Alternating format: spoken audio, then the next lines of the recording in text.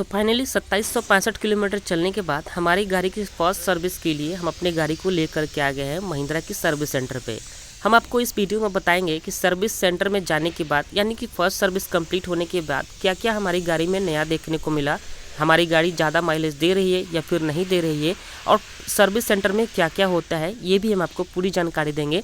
तो आप सभी से यही रिक्वेस्ट रहेगा कि वीडियो को पूरा ज़रूर देखिएगा अगर आप अपनी गाड़ी की फर्स्ट सर्विस कराने के बारे में सोच रहे हैं। तो सबसे पहले दोस्तों हमें एक अपॉइंटमेंट बुक करना होता है हमारी गाड़ी की फर्स्ट सर्विस करने के लिए। और हम आपको बता दें कि हमारी गाड़ी जो है 2765 किलोमीटर चल चुकी हुई थी, तो आप कोशिश कीजिए कि 2000 के नीचे ही आप अपनी गाड़ी की सर्विस जो है करा लीजिए। और जिस दिन हमारी गाड़ी गई थी सर्विस सेंटर में उस दिन 23 गाड़ियाँ आई हुई थी फर्स्ट सर्विस के लिए, तो मुझे काफ़ी ज़्यादा वेट करना पड़ा। तो सबसे पहले हमारी गाड़ी जो है जाते जाते वॉशिंग सेंटर में जाकर के लग गई, मतलब कि पहले हमारी गाड़ी की वॉश हुई, उसके बाद हमारी गाड़ी की सर्विसिंग में चेक किया गया। वो उसमें हम बताएंगे कि क्या क्या हुआ है।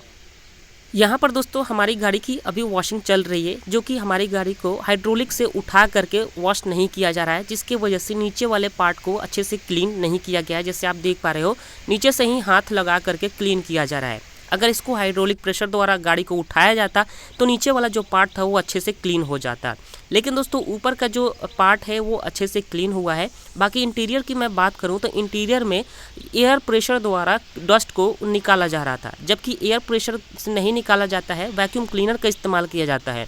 देखिए वैक्यूम क्लीनर से क्या होता है कि डस्ट को ये वैक्यूम क्लीनर खींच लेता है, लेकिन एयर प्रेशर में क्या होता है, हवा का प्रेशर ज़्यादा होने की वजह से 50% डस्ट तो बाहर निकल जाते हैं और 50% और भी ज़्यादा जा कर के फंस जाते हैं, जिसकी वजह से ये मुझे ठीक नहीं लग रहा था।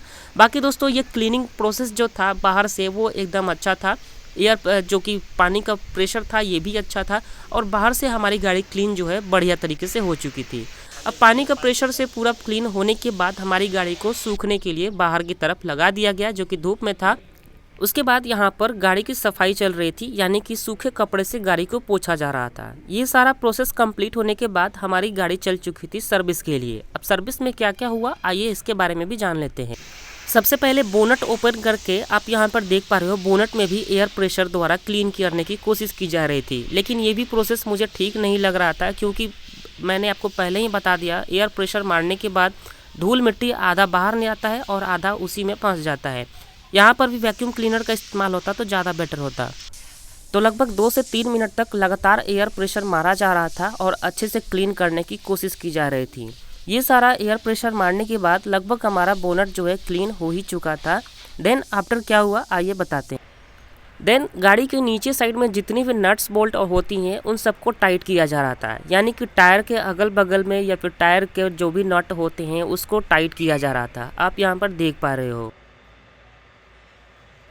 ये प्रोसेस कंप्लीट होने के बाद मैं सोचा कि मैं भी थोड़ा अपनी गाड़ी का नीचे का जो पार्ट है वो देख लेता हूँ कि नीचे में कौन कौन सी पार्ट लगी हुई है। आप यहाँ पर देख पा रहे हो नीचे में भी क्लीन बिल्कुल भी नहीं किया गया है। अगर क्लीन हुआ रहता तो इस तरह से दिखाई नहीं देता।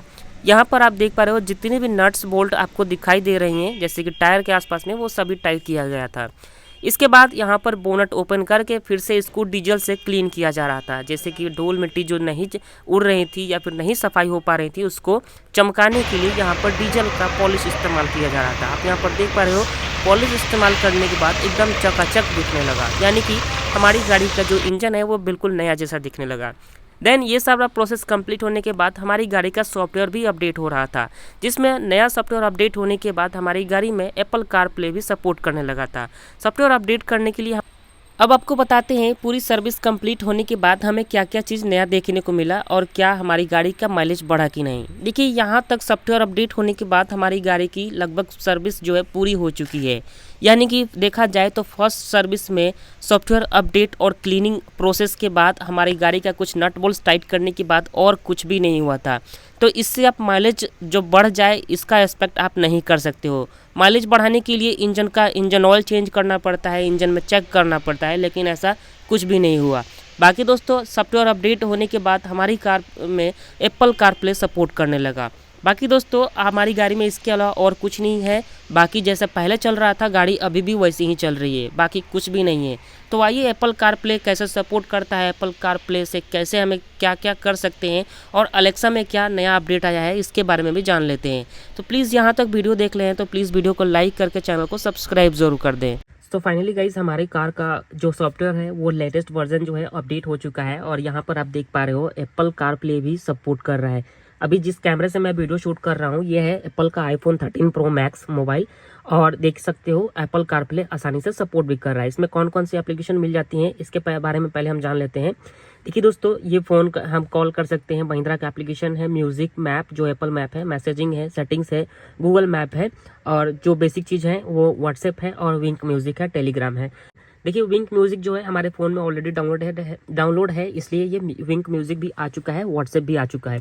व्हाट्सएप को एक्सेस करने के लिए हम जस्ट ओपन करेंगे फर्स्ट टाइम तो ये कॉल और मैसेज दो चीज़ मांगेगा कि आप कॉल करना चाह रहे हैं या फिर मैसेज करना चाह रहे हैं। तो हम जो भी चीज़ जैसे कि हम जो कुछ भी करना चाह रहे हैं वो मैसेज या फिर कॉल आसानी से कर सकते हैं।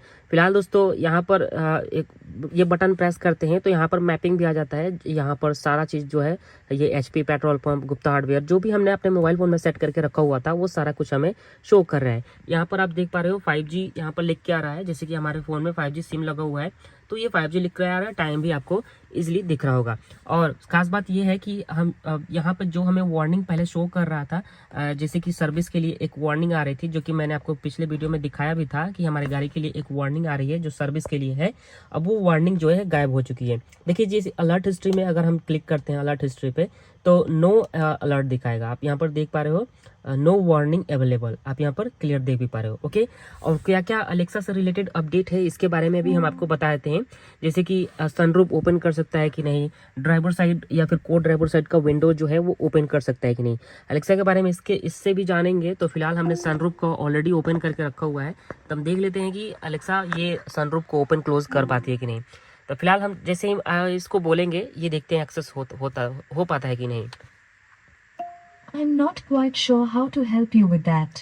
सबसे पहले ये हमारा सनरूफ जो है ऑलरेडी ओपन है तो इसको हम क्लोज कर लेते हैं, उसके बाद हम देखेंगे कि ओपन हो रहा है कि नहीं। फिलहाल देख पा रहे हो दोस्तों ये चारों तरफ ये फंगस टाइप लग रहा है, जैसे मॉइस्चराइज हो गया है यहाँ पर। अभी जिस हमारा गाड़ी जो है अंदर से भी धोया गया था तो थोड़ा थोड़ा पानी जैसा लग रहा है क्योंकि कल से हमने गाड़ी को बाहर नहीं निकाला हुआ है। तो फिलहाल देख लेते हैं कि सनरूफ ओपन होता है कि नहीं। जस्ट हम इसको बोलेंगे तो Alexa open sunroof. I'm not quite sure what went wrong. इसको ये सनरूफ को तो क्लियरली है कि ओपन नहीं कर सकती है। अब देखते हैं कि ये ड्राइवर साइड जो विंडो है इसको ओपन कर सकती है कि नहीं। Alexa open driver side window. I'm not quite sure what went wrong. ये विंडो को भी ओपन और क्लोज नहीं कर सकती है। फिलहाल और इसमें देख लेते हैं कि इसमें और क्या क्या फीचर्स जो है आया हुआ है। तो यहाँ पर दोस्तों एप्लीकेशन पे अगर हम चलते हैं तो ये कुछ खास एप्लीकेशन में कुछ अपडेट नहीं आया हुआ है मेरे ख्याल से। ये एक ब्राउज़र आया हुआ है और ये सेटिंग वगैरह सब कुछ चेंज करना पड़ता है। अभी हमारे फ़ोन का बैटरी लो हो रहा है तो इसमें भी दिखा रहा है कि फ़ोन का बैटरी जो है वो लो हो रहा है।